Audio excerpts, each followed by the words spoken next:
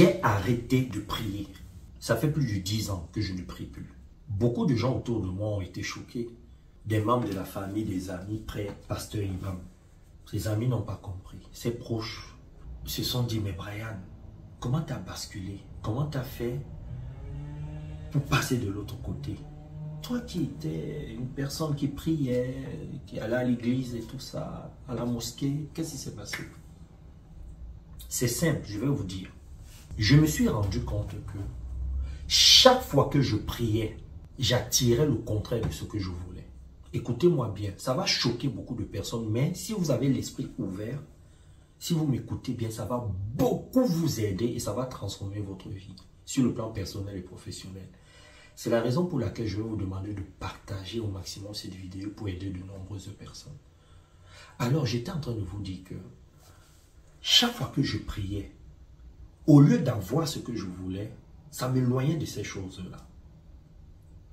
Pourquoi? Parce que, je vais vous donner des exemples simples. Pourquoi? Parce que quand je priais, c'est parce que j'étais en manque. Il me manquait quelque chose. Je vais vous donner un exemple. Quand j'étais à l'école, parce que ce n'est pas aujourd'hui que j'ai commencé à prier. Quand j'étais à l'école, je priais pour réussir mes examens. Pourquoi je priais? Parce que j'avais de sérieuses lacunes en mathématiques. Et j'avais choisi une deuxième langue, c'était l'allemand. Je ne comprenais pas cette langue. Et je n'avais pas une logique mathématique. Et je ne suis pas tombé sur des personnes qui prenaient le temps de bien m'expliquer le b.a.-ba des mathématiques, la logique mathématique. Ce qui fait que ça ne passait pas dans mon cerveau. Alors, qu'est-ce que je faisais? Je priais pour que pendant les examens, pendant mon brevet d'études, que Dieu, parce que j'étais catholique à l'époque, que la vie, l'univers, me permette d'avoir une clairvoyance pour qu'on puisse me poser des questions que je maîtrisais. J'étais un gros stressé. Je voulais avoir une clairvoyance comme ça subitement pendant les épreuves. Mais la vérité, c'est parce que j'avais des manques au niveau des mathématiques et de la langue allemande. Donc, je priais pour rien. Je vous donne un autre exemple. Quand je suis arrivé en France en 2001, j'avais de sérieux problèmes d'argent. Je me rappelle encore, je marchais avec un ami, on se partageait un grec, le kebab là, à deux. Et ça, c'était notre repas de la journée. On n'avait pas d'argent. On voulait le métro et tout ça. Et quand je passais dans les beaux quartiers, je me disais, est-ce que je vais vivre dans ces quartiers un jour? Est-ce que je vais avoir cette voiture un jour? Alors qu'est-ce que je faisais? Je priais. Mais ce n'est pas parce que j'ai prié que ça a changé ma situation. Au contraire. Je suis plutôt tombé sur des personnes qui m'ont proposé des choses inimaginables pour gagner de l'argent. Heureusement que je n'ai pas suivi ces gens-là. Donc, au lieu d'attirer les belles maisons, de belles voitures, des beaux quartiers, j'ai attiré plutôt des gens qui m'ont proposé des choses. Je ne peux même pas vous en parler ici. Là, c'est le contraire que j'ai attiré. Au niveau des relations amoureuses, chaque fois que je tombais sur une fille qui me plaisait, elle ne restait pas. Et les filles qui restaient avec moi étaient des filles pour qui je n'avais pas de sentiments. Alors je priais, je disais, Dieu, aide-moi. Permets-moi de tomber sur la fille qui me correspond. La fille qui va m'aimer, que je vais aimer. Je n'ai pas eu ça pendant mes périodes de galère, non. Ça a duré 10 ans. Pendant 10 ans, je n'ai pas eu la femme que je voulais. Moi, j'avais des critères. Mais mes critères n'étaient pas satisfaits. Et vous savez pourquoi je priais? Parce que je voulais de belles femmes, avec de belles formes, comme j'aime et tout ça, d'un certain niveau intellectuel, avec une certaine finesse, des femmes qui s'habillent bien, qui sont d'une certaine classe. Mais je ne pouvais pas attirer ce genre de filles. Vous savez pourquoi? Parce que je n'étais pas au standing des femmes que je voulais. Écoutez-moi bien. Parce que pour avoir le genre de femme que je voulais là, il fallait que je sois bien sur le plan énergétique, que je sois bien dans ma tête. Et j'étais quelqu'un de stressé. Je manquais de confiance. C'est normal, tu n'as pas les papiers, tu n'as pas d'argent, tu manques de confiance. Comment j'allais même aborder ces filles pour leur demander d'aller prendre un verre avec moi? C'est pour ça qu'au départ, avec la force, le courage que j'avais, au départ, quand j'abordais ces femmes, ça marchait bien. Mais au bout d'un certain temps, ça ne continuait pas. Parce qu'elles voyaient que j'étais un loser, que j'étais une charge. Je me rappelle encore, parfois, je suis sorti avec des femmes qui me disaient « Ah, je vais aller en vacances, elles sont peu aller en vacances. » Je n'avais pas d'argent pour payer. On peut aller dans tel restaurant. Je ne peux pas aller dans le restaurant, je n'ai pas d'argent pour payer. Alors, je trouvais des excuses. Ou alors, elle me paye le restaurant une fois, deux fois. Elle me permet d'aller en voyage une ou deux fois. Mais après, ça ne peut pas continuer. Parce que je suis une charge. Et moi, je n'ai pas envie d'être un gigolo. Je n'ai pas envie de dépendre d'une femme. Donc, comme je n'ai pas envie de dépendre, comme dans ma tête, je ne suis pas en accord avec ce qui se passe, donc sur le plan énergétique, sur le plan vibratoire, ça ne marchait pas. Alors qu'est-ce que je faisais? Je priais. Vous pensez que la prière m'a aidé? Pendant plus de 10 ans, je n'ai pas eu une femme qui me correspondait. C'est ça la vérité. Sur le plan de la spiritualité, moi je confondais spiritualité et religion à l'époque. Vous savez ce que j'ai fait? J'ai commencé à changer de religion. D'abord, je suis né catholique, de père et de mère protestante. Non, je faisais tout. Le jeûne, le carême, tout ce que vous connaissez là. J'allais à l'église le dimanche. Même dans la semaine, j'étais enfant de cœur et tout ça. Vous pensez que ça a changé quelque chose? Quand je suis arrivé en France, je suis devenu bouddhiste, musulman, témoin de Jéhovah. Ça n'a rien changé. J'ai trimé comme ça pendant des années. Et je ne faisais qu'attirer des gens, des imams, des pasteurs, des prêtres qui me disaient, il faut prier. Dieu va venir en aide. Il faut le temps. C'est le temps d'Israël. Les Israéliens ont souffert comme ça en Égypte. Mais Moïse est venu les libérer. Dieu va te libérer. Vous voyez toutes ces choses qu'on entend souvent là. Au niveau des amis, c'était pareil. Je n'avais que des gens jaloux autour de moi. Des gens jaloux autour de moi. Et je ne comprenais pas. Je me disais, mais moi, tout ce que je veux, c'est avoir des amis. Avoir des gens avec qui je vais pouvoir discuter, je vais partager des beaux moments, on sera ensemble, on va rigoler. Mais non. Même dans la pauvreté, j'étais avec des amis pauvres comme moi, il y avait de la jalousie.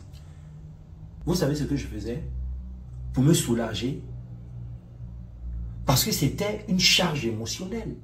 Je dormais mal à cause de tous les problèmes qu'il y avait avec mes amis. Alors je rentrais chez moi, je priais, je lisais la Bible au courant, j'allais voir les imams, les prêtres pour qu'ils m'expliquent les choses. Ça n'a rien changé. Et vous savez pourquoi je priais? Parce que je n'arrivais pas à attirer vers moi des amis de qualité. Je n'attirais que des amis toxiques. Et pourquoi j'attirais ces amis toxiques? Parce que moi-même, je n'étais pas en paix. Parce que j'étais frustré, j'étais déçu de la vie, je n'arrivais pas à avoir ce que je voulais. Donc, j'attirais des gens qui étaient comme moi. Des gens qui étaient aussi frustrés, qui étaient aussi déçus par la vie. Donc, on se retrouvait au même endroit.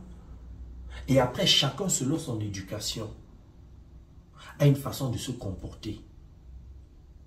Et moi, j'ai plutôt reçu une éducation où je dialogue, je communique, je suis plus ouvert, je me mets à la place des autres. Mais les autres personnes n'ont pas reçu cette éducation. Les autres, c'est la guerre, c'est mal parler des autres, etc., etc.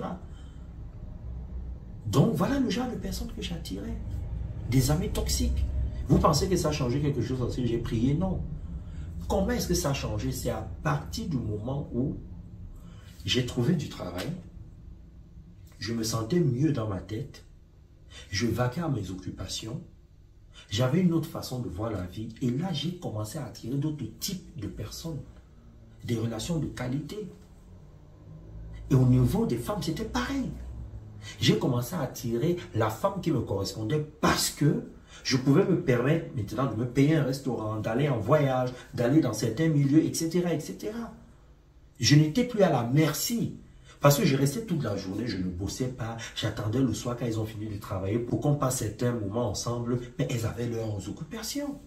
leurs amis à voir. Et moi, j'étais devenu une colle. Je les collais tout le temps. J'étais devenu comme ça. Comment tu voulais que ces femmes-là restent? Je vous donne tous ces exemples-là pour que vous puissiez comprendre que quand tu pries, c'est parce qu'il te manque quelque chose. Tu supplies la vie. C'est une erreur que beaucoup de gens commettent. Moi, le premier, j'étais dans cette erreur. Parce que la vie a déjà été créée. L'univers est déjà créé. Pour ceux qui croient en Dieu, Dieu a déjà tout créé. Dieu sait que tu es dans les besoins, des souhaits, des désirs. Il s'en fout de ça. Dieu te demande une seule chose. Fabrique la vie que tu veux te donner. Et pour fabriquer la vie que tu veux te donner, tu dois connaître les lois de la vie. Et il y a une loi qui est claire, qui dit ceci. Tu attires ce que tu es. Tu as beau prier, ça ne va rien changer. Au contraire, ça va empirer. Parce que quand tu pries, c'est parce qu'il te manque quelque chose, dont tu es dans le manque, dont tu attires le manque. Les lois sont simples. Tu peux utiliser toutes les stratégies intellectuelles. Dis que quand tu pries, c'est pour que Dieu te donne des solutions. C'est un manque. Si tu veux dire que Dieu t'apporte des solutions, c'est qu'il te manque des solutions. Tu peux utiliser d'autres stratagèmes intellectuels en te disant non, quand je prie, c'est parce que je veux parler avec Dieu. Si tu veux parler avec Dieu, c'est parce que tu as envie d'avoir certaines informations. Donc, c'est un manque. Donc, c'est quoi la solution? Une fois que j'ai fait ce constat dans ma vie, là, je vous parle de moi. Qu'est-ce que j'ai fait? Je suis passé de la prière à la méditation consciente. C'est quoi la méditation consciente? Je vous explique. C'est la connexion directe que tu as consciemment avec tout ce qui t'entoure et ce que tu es. C'est ça la méditation consciente. Je m'explique en français simple. Quand j'ai arrêté de prier, j'ai commencé à entrer d'abord en communication avec la partie de moi obscure et la partie de moi lumineuse. Parce qu'il y a une partie de moi qui crée l'auto-sabotage dans ma vie. Par exemple, il y a des moments où je n'ai pas envie de me mettre en colère, je me mets en colère. Des moments où je n'ai pas envie d'être triste, je suis triste. Des moments où je n'ai pas envie de faire certaines choses, je me retrouve en train de faire ces choses-là. C'est-à-dire, je ne suis plus au contrôle de ce que je veux. Ça, c'est ma partie obscure. Et maintenant, il y a ma partie lumineuse. Cette partie-là, qui est là pour me faire comprendre la vie. Cette partie-là, qui me parle, qui me dit ce qu'il y a à faire. Mais cette partie que je n'écoute pas trop. Parce que c'est une petite voix. Elle n'est pas très présente. Elle aime le libre arbitre. Et c'est parce qu'elle n'est pas trop présente que la partie obscure s'exprime souvent le plus. C'est la raison pour laquelle parfois, vous vous retrouvez en train de faire des choses que vous ne voulez pas. En train d'être ce que vous ne voulez pas. Il y a des gens, c'est après avoir fait quelque chose de grave qu'ils se disent « Ah, pourquoi j'ai fait ça ? J'aurais pas dû, prochainement, je vais faire mieux. » Et la prochaine fois, quand ça arrive, tu fais encore pire ou tu refais la même chose. C'est parce que la partie lumineuse qui est en toi n'est pas encore assez éclairée. Donc, la méditation consciente, elle va t'aider à communiquer avec la partie obscure. Pas à parler, mais à communiquer, à échanger. C'est un dialogue. Et la méditation consciente va t'aider à réveiller, à faire éclore la lumière qui est en toi. Et là, tu commences à fabriquer la vie que tu veux. Et tu n'as pas besoin de supplier. Tu n'as pas besoin de prier pour ça, non. Tu n'as pas besoin. C'est ça qu'on appelle le vrai dialogue. Parce que l'univers a déjà tout mis en toi. Dieu a mis tout en toi. Pourquoi tu passes ton temps à aller supplier? Tu passes ton temps à demander, à espérer, au lieu de fabriquer. Toi-même, tu ne vois pas que la vie n'est que fabrication. Quand tu vois les mers, les océans, les rivières, les lacs, ce sont des fabrications. Quand tu vois les montagnes, la neige, les fleurs, l'humain, les animaux, les arbres, les cailloux, le sable, ça s'appelle de la fabrication. La vie n'est que fabrication. Donc toi, au lieu de fabriquer ta vie, tu passes ton temps à supplier alors que tu as tous les outils à l'intérieur de toi. C'est pour ça que les prières ne fonctionnent pas. Alors parfois en coaching, j'ai des personnes qui me disent parfois, moi j'ai prié et j'ai réussi à avoir ce que je voulais. Et quand je commence à creuser psychologiquement, émotionnellement, sur le plan comportemental, comment ces personnes ont fait pour avoir ces choses-là, elles finissent par prendre conscience que c'est elles qui ont mis en place ce qu'il fallait, inconsciemment ou consciemment, pour avoir ce qu'elles voulaient, que ça n'a rien à voir avec la prière. Parce que l'univers, la vie, Dieu, n'aime pas la supplication. Tu as déjà tout. Pourquoi tu pries? Maintenant, tu peux entrer en communication avec la vie, avec l'univers, avec Dieu. Ça, c'est autre chose. Là, ce n'est plus la prière. Donc là, tu ne supplies plus, mais tu es dans un dialogue. Mais un dialogue spécial. Et quand tu es dans ce dialogue-là, tu sais que c'est un dialogue spécial. Tu n'es plus dans un dialogue d'espérance, d'espoir. Tu n'espères plus. Parce que quand tu pries et que tu espères, ce n'est pas le dialogue. Tu es dans une demande. Tu es en demande de quelque chose. Alors que quand tu es dans la communication, tu parles, l'autre parle, vous communiquez, vous échangez. Je vous ai posté une vidéo sur la communication émetteur-récepteur. Je vais vous remettre le lien dans la description de la vidéo. Quand tu communiques avec la vie, avec Dieu, avec l'univers, tu le sais, c'est spécial.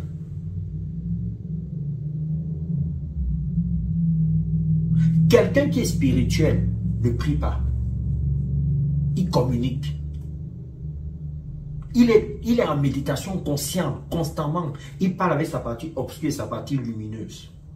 Maintenant, je vais vous dire, ce que moi j'ai constaté, c'est que, étant donné que le manque attire le manque, quand tu pries, quand tu supplies, même si tu utilises tous tes stratagèmes, les lois de la vie sont claires. Les lois de la vie savent que tu es en train de supplier, donc tu vas attirer ce que tu es en ce moment-là. Donc ce qu'il faut comprendre ici, c'est que la prière est réservée aux personnes qui ont compris le système de la vie, le système de l'univers, le système de Dieu, le système de la nature. Par exemple, Bouddha, Jésus, Mahomet et plein d'autres maîtres pratiquaient la prière en se basant sur les lois et n'étaient jamais en train de supplier, mais communiquaient, dialoguaient, avaient des échanges sains, honnêtes, vrais avec la vie de l'univers, Dieu et la nature. Ces personnes ne suppliaient pas. C'est pour ça qu'on lui demandait, mais dis-nous comment ils seront pris. Et il disait, il faut prier comme ceci, notre Père qui est aux cieux, que ton nom soit sanctifié.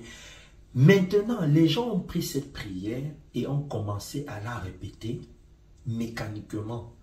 Ce que Jésus voulait dire dans cette prière, c'était l'état d'esprit qu'il faut avoir. C'était une philosophie au niveau des différents mots de la pensée de cette prière. Ce n'était pas de répéter exactement ce qui est dit là. Je vais vous faire une vidéo sur la prière, le Notre Père. Vous allez comprendre que beaucoup de gens se trompent à l'intérieur. Donc, si tu veux prier, continue à prier. Si ça peut te soulager, si ça peut te faire comprendre que tu es en connexion avec la vie. Parce que beaucoup de gens prient parce que, déjà pour le manque, et deux, parce que ils cherchent une connexion. L'intention est bonne, c'est-à-dire tu cherches la connexion. Tu vas être proche de ton créateur si tu es religieux. Si tu n'es pas religieux et que tu es l'univers et que tu crois plutôt au hasard, à l'univers, à la nature, à l'énergie pure, tu le fais pour que tu sois en synchronicité, pour que tu sois en phase avec la vie. Mais ça va te donner le contraire. Moi, c'est ce que j'ai constaté dans ma vie. Ça te donne le contraire de ce que tu veux. Donc, il faut être bien outillé pour pratiquer ce qu'on appelle la prière. Et la prière, ce n'est pas ce qu'on fait là. Parce que la vérité, on supplie trop. Combien de personnes j'ai en coaching spirituel qui me disent « Non, mais Brian, moi, je ne supplie pas. Hein. Moi, je parle avec la partie de moi. » je dialogue avec la partie de moi.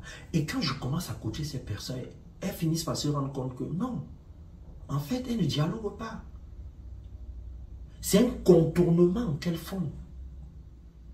C'est-à-dire, ces personnes se mentent. Comme moi-même, je me mentais en se disant, je parle avec moi-même, mais la pensée qui se cache derrière mes pensées racines, en fait, sont des pensées de supplication.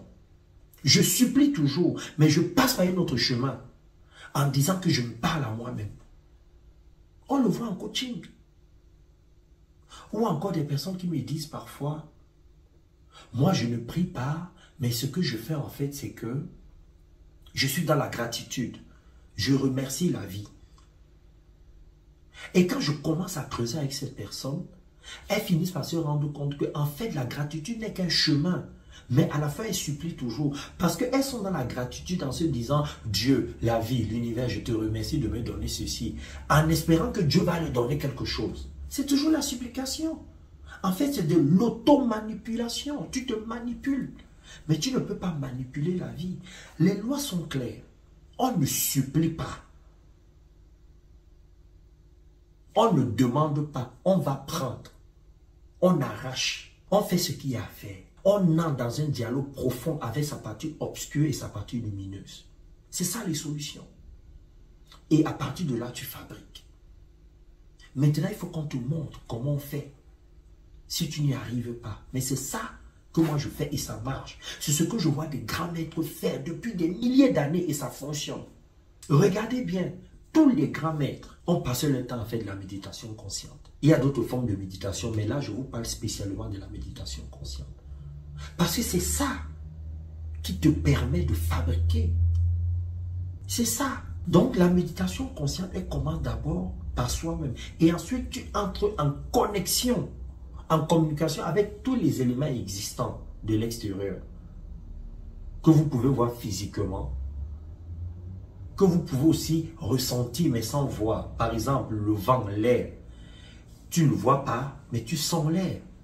L'oxygène, tu ne vois pas, tu sens l'oxygène. Mais tu peux entrer en communication avec l'air, avec l'oxygène. Quand tu es spirituellement évolué. Et quand tu commences à grandir spirituellement, parce que quand la partie lumineuse de toi commence à s'exprimer, et il y a d'autres champs de possibilités spirituelles qui s'ouvrent à toi. Là, tu commences à avoir des messages beaucoup plus profonds, qui ne viennent plus de la société, mais qui viennent de la nature, de l'univers. Parce que la partie lumineuse qui est en toi, c'est l'univers qui a placé cela là. Cette partie-là est là depuis le début. Tu es un être créateur. Tu n'es pas un être qui est là pour supplier. Je répète, tu es un être créateur. Tu n'es pas un être qui est là pour supplier. Tu n'es pas un être qui est là pour demander. Parce que tu as le pouvoir. Tu as déjà tout. Les athlètes de la réussite, ce que je vous dis là, ça a transformé ma vie. Et je vais simplement conclure en vous disant que je comprends tout ça quand je me perds dans la forêt équatoriale africaine. Parce que quand je me perds, je suis tellement mal que je passe mon temps à prier. Et plus je priais, plus j'attirais le danger vers moi. Plus j'étais mal. Et plus je m'enfonçais davantage dans la forêt. Dans cette forêt dense, cette jungle. Jusqu'au jour où j'ai dit, et si je changeais de façon de faire? Et ce n'est pas parce que j'ai prié que j'ai eu cette solution. C'est parce que j'avais déjà une façon de fonctionner qui était que chaque fois que, parce que j'ai fait philo et psychologie à l'école, chaque fois que dans ma vie, avant que je me perde dans la forêt, chaque fois que je n'arrivais pas à trouver une solution, je remettais tout à zéro. Je remettais tout en cause, parce que c'est la philosophie qui m'a permis de fonctionner comme ça. J'ai été programmé comme ça. Donc dans la forêt, je me suis dit, mais ça fait des années que je prie. Si je fais différemment, si je remettais en cause tout ce qu'on m'a enseigné, tout ce qu'on m'a enseigné depuis que je suis né, si je remettais ça en cause. Donc j'ai remis tout en cause. Et là, ça a transformé ma vie. Je sais de quoi je vous parle. Les choses ont été beaucoup plus claires pour moi. J'ai commencé, en fait, je suis passé d'homme religieux à un être spirituel. Parce que je n'étais qu'un homme religieux avant, donc un homme social. Un homme que la société a fabriqué. J'ai cessé d'être cette personne. Je suis redevenu un être spirituel, donc la nature profonde de l'être humain même. Et je reste toujours un être spirituel jusqu'à aujourd'hui. Et je ne prie pas. Et je gagne bien ma vie. J'ai des gens magnifiques autour de moi. Je suis en bonne santé. J'ai créé une école de spiritualité. Je suis dans le business du pétrole. Je voyage constamment. Je fais des séminaires, des conférences. Je coach des gens. Je rends les gens heureux. Et je ne prie pas. Mais je suis constamment dans un dialogue. Et je communique constamment avec la vie, avec l'univers. La prière, je le répète, est faite pour des gens qui ont compris le système. Comment fonctionne le système de la vie, de l'univers de Dieu. Il faut apprendre à le faire. Là, tu comprendras le vrai sens de la prière. Parce que la façon dont on prie là, c'est pas comme ça. C'est pour ça qu'aux athlètes de la réussite que j'accompagne, je passe mon temps à leur former en leur disant, prier, ça va être mécanique, mais c'est pas ça qui va changer. Pratiquez la méditation consciente. Comprenez le système. Par exemple, dans l'école de spiritualité, je suis en train d'enseigner aux athlètes de la réussite le système. Comment comprendre le système? Comment le système fonctionne? Parce que quand tu comprends le système, son fonctionnement, tu sais comment te comporter à l'intérieur. Tu comprends les lois. Comment composer avec les lois? Comment composer entre toi, l'être, toi, l'homme social et l'être spirituel que tu es vraiment. Oui, je répète, tu sais comment composer avec l'homme social que tu es aujourd'hui et l'être spirituel que tu es vraiment ou que tu veux être. C'est ça. Ok, les athlètes de la réussite, continuez à prier, mais je vous dis, ce n'est pas ça qui va résoudre le problème. Ça va vous soulager, ça va vous faire du bien, ça va vous mettre dans une illusion que vous êtes en connexion avec la vie, mais ça ne va pas vous apporter ce que vous voulez. Si vous voulez vraiment être en connexion avec la vie, avec l'univers, avec la nature, avec l'énergie pure, avec Dieu, entrez en méditation consciente. Comprenez les lois, comprenez le système de la vie. Et là, vous allez commencer à communiquer. Et après, vous pouvez pratiquer ce qu'on appelle la prière. Parce que la prière, c'est autre chose. C'est autre chose. Ce n'est pas ce que vous faites, ce n'est pas ce qu'on fait. Ce n'est pas ce que j'ai fait pendant des années. Quand tu pries, tu es déjà à un autre niveau. À bon entendeur, salut. Partagez la vidéo. Bisous et bye bye.